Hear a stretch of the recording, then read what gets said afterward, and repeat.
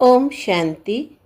अव्यक्त मुरली सीरीज में आज की मुरली है 25 दिसंबर 69।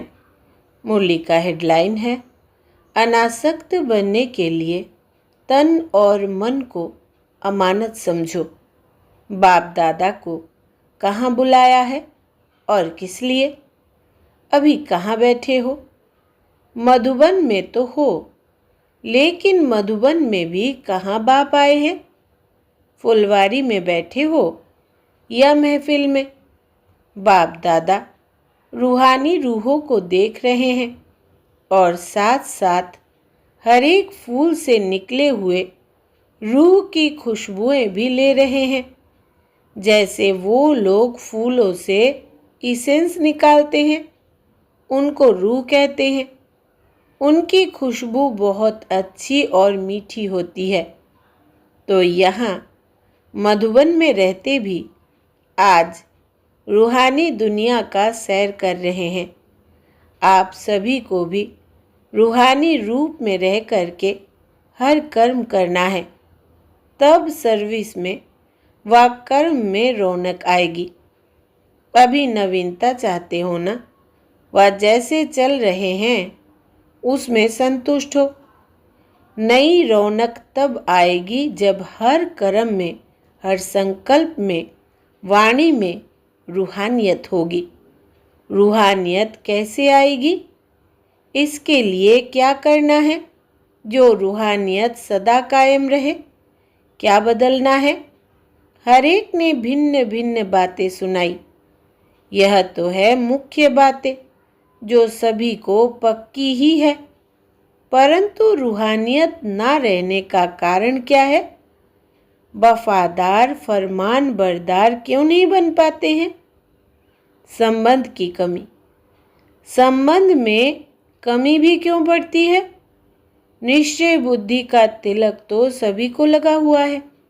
यह प्रश्न है कि रूहानियत सदा कायम क्यों नहीं रहती है? रूहानियत कायम ना रहने का कारण यह है कि अपने को और दूसरों को जिनके सर्विस के लिए हम निमित्त हूँ, उन्हों को बाप दादा की अमानत समझकर चलना। जितना अपने को और दूसरों को अमानत समझेंगे तो रूहानियत आएगी। अमानत ना समझने से कुछ कमी पड़ जाती है। मन में संकल्प जो करते हैं वो भी ऐसे समझ करके करे कि यह मन भी एक अमानत है। इस अमानत में खयानत नहीं डालनी है।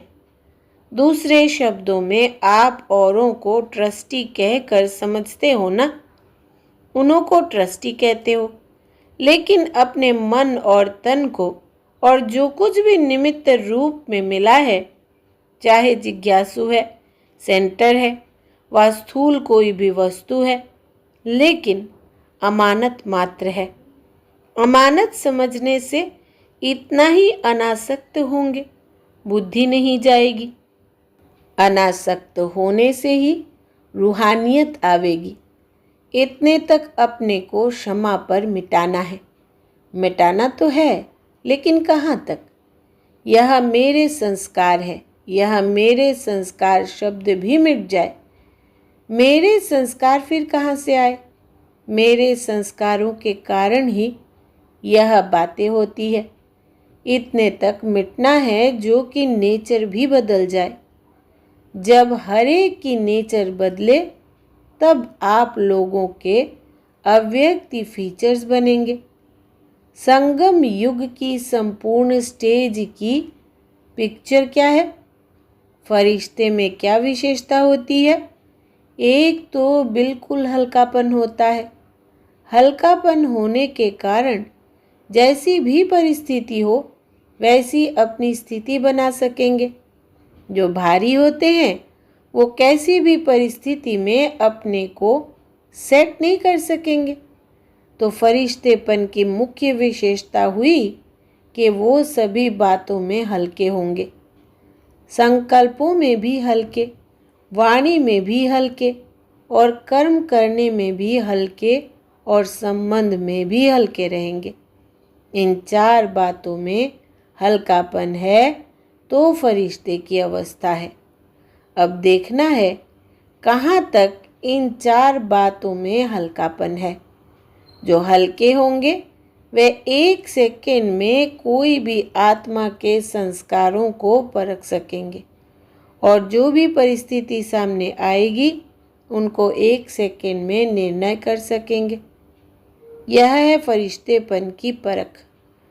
अब यह सभी गुण हर कर्म में प्रत्यक्ष दिखाई दे तो समझना अब संपूर्ण स्टेज नज़दीक है। साकार रूप की संपूर्ण स्टेज किन बातों में नजर आती थी? मुख्य बात तो अपने संपूर्ण स्टेज की आप ही परख करनी है इन बातों से। इस ग्रुप का मुख्य गुण कौन सा है? वो ग्रुप था यज्ञ स्नेही और यह ग्रुप है यज्ञ सहयोगी। यज्ञ सहयोगी में तो सभी पास है, बाकी क्या करना है? ऐसी भी स्थिति होगी जो किसके मन में जो संकल्प उठेगा वो आपके पास पहले ही पहुंच जाएगा। बोलने सुनने की आवश्यकता नहीं, लेकिन यह तब होगा जब औरों के संकल्पों को रीड करने के लिए अपने संकल्पों के ऊपर फुल ब्रेक होगी। ब्रेक पावरफुल हो। अगर अपने संकल्पों को समेट ना सकेंगे तो दूसरों के संकल्पों को समझ नहीं सकेंगे। इसलिए सुनाया था कि संकल्पों का विस्तार बंद करते चलो। जितनी जितनी संकल्पों को समेटने की शक्ति होगी उतना उतना औरों के संकल्पों को समझने की भी शक्ति होगी। अपने संकल्पों के विस्तार में जाने के कारण अपने को ही नहीं समझ सकते हो तो दूसरों को क्या समझेंगे? इसलिए यह भी स्टेज नंबरवार पुरुषार्थ अनुसार आती रहेगी। यह भी संपूर्ण स्टेज की परख है। कहाँ तक संपूर्ण स्टेज के नज़दीक आए हैं उनकी परख इन बातों से अपने आप ही करनी है। यह ऑलराउंडर ग्रुप है। ऑलराउंडर का लक्ष्य क्या होता है? लक्षण है, लेकिन जो लक्ष्य रखा है वो कुछ और आगे का रखना चाहिए। अब तक जो प्रैक्टिकल में है उस हिसाब से कौन से राजे गिने जाएंगे? अभी के सर्विस के साक्षात्कार प्रमाण कौन से राजे बनेंगे? पुरुषार्थ से पद तो स्पष्ट हो ही जाता है। भले सूर्यवंशी तो है, लेकिन एक होते हैं विश्व के राजे, तो विश्व महाराजन के साथ अपने राज्य के राजे भी होते हैं। अब बताओ आप कौन से राजे हो? शुरू में कौन आएंगे? विश्व के महाराजन बनना और विश्व महाराजन के नज़दीक संबंधी बनना, इसके लिए कौन सा साधन होता है? विश्व का कल्याण तो हो ही जाएगा, लेकिन विश्व के महाराजन जो बनने वाले हैं उन्हों की अभी निशानी क्या होगी? यह भी ब्राह्मणों का विश्व है, अर्थात छोटा सा संसार है। तो जो विश्व महाराजन बनने हैं उन्हों का इस विश्व अर्थात ब्राह्मण कुल की हर आत्मा के साथ संबंध होगा। जो यहाँ इस छोटे से परिवार सर्व के संबंध में आएंगे वो वहाँ विश्व के महाराजन बनेंगे। अब बताओ कौन से राजे बनेंगे? एक होते हैं जो स्वयं तख्त पर बैठेंगे और एक फिर ऐसे भी है जो तख्त नशीन बनने वालों के नज़दीक सहयोगी बनेंगे। नज़दीक सहयोगी भी होना है तो उसके लिए भी अब क्या करना पड़ेगा? जो पूरा दैवी परिवार है उन सर्व आत्माओं के किसी न किसी प्रकार से सहयोगी बनना पड़ेगा। एक होता है सारे कुल के सर्विस के निमित्त बनना और दूसरा होता है सिर्फ निमित्त बनना, लेकिन किसी न किसी प्रकार से सर्व के सहयोगी बनना। ऐसे ही फिर वहाँ उनके नज़दीक के सहयोगी होंगे। तो अब अपने आप को देखो, विश्व महाराजन बनेंगे ना? नंबरवार विश्व महाराजन कौन से बनते हैं? वो भी दिन प्रतिदिन प्रत्यक्ष देखते जाएंगे। ऐसे नहीं कि अभी नहीं बन सकते हैं, अभी भी जम दे सकते हैं। मेकअप करने का अभी समय है, लेकिन थोड़ा समय है। समय थोड़ा है, मेहनत विशेष करनी पड़ेगी, लेकिन मेकअप कर सकते हो। विश्व के महाराजन के संस्कार क्या होंगे? आज बाप दादा विश्व के महाराजन बनाने की पढ़ाई पढ़ाते हैं। उसके संस्कार क्या होंगे? जैसे बाप सर्व के स्नेही और सर्व उनके स्नेही। यह तो प्रैक्टिकल में देखा ना। ऐसे एक एक के अंदर से उनके प्रति स्नेह के फूल बरसेंगे। जब स्नेह के फूल यहाँ बरसेंगे, तब इतने जड़ चित्रों पर भी फूल बरसेंगे। तो यहाँ भी अपने को देखो कि मुझ आत्मा के ऊपर कितने स्नेह के पुष्पों की वर्षा हो रही है। वो छिप नहीं सकेंगे। जितने स्नेह के पुष्प, उतने द्वापर में पूजा के पुष्प चढ़ेंगे। कहाँ कहाँ कोई पुष्प चढ़ाने लिए कभी कभी जाते हैं, और कहाँ तो हर रोज़ और बहुत पुष्पों की वर्षा होती है। मालूम है इसका कारण क्या? तो यही लक्ष्य रखो कि सर्व के स्नेह के पुष्प पात्र बने। स्नेह कैसे मिलता है? एक एक को अपना सहयोग देंगे तो सहयोग मिलेगा, और जितने के यहाँ सहयोगी बनेंगे उतने के स्नेह के पात्र बनेंगे, और ऐसे ही फिर विश्व के महाराजन बनेंगे। इसलिए लक्ष्य बड़ा रखो। आज एक भक्ति मार्ग का चित्र याद आ रहा है। आज देख भी रहे थे तो मुस्कुरा भी रहे थे। देख रहे थे, अंगुली देने वाले तो है ना। अंगुली दी भी है व देनी है। कहाँ तक अंगुली पहुँची है? अगर अंगुली देनी है तो इसका मतलब है जहाँ तक अंगुली पहुँची है वहाँ तक नहीं दी है। पहाड़ उठा नहीं है। क्यों? इतना भारी है क्या? इतनों की अंगुली भी मिल गई है, फिर भी पहाड़ क्यों नहीं उठता? कल्प पहले का जो यादगार है वो सफल तब हुआ है जब सभी का संगठित रूप में बल मिला है। इसलिए थोड़ा उठता है, फिर बैठ जाता है। हर एक अपनी अपनी अंगुली लगा रहे हैं, परंतु अब आवश्यकता है संगठित रूप में। स्वयं की अंगुली दी है, लेकिन अब संगठन में शक्ति तब भरेगी जब वो बल आएगा।